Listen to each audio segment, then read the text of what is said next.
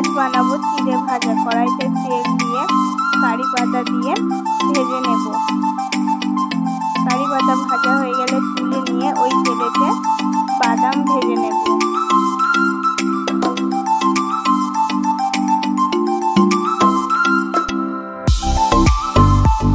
বাদাম লালচে করে ভাজা হয়ে গেছে, বাদাম তুলে নেব। নিয়ে ওই তেলেতে চিড়ে ভেজে নেব।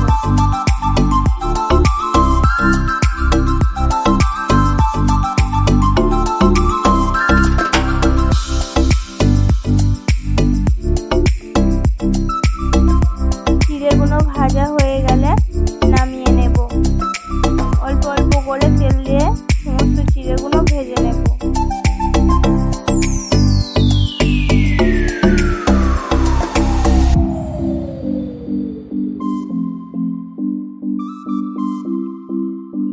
লবণ দেব, একটু ভাজা জিরের গুঁড়ো দেব, আর লঙ্কার গুঁড়ো দেব, আর ঝুরি ভাজা দিয়ে সবকিছু ভালো করে মাখিয়ে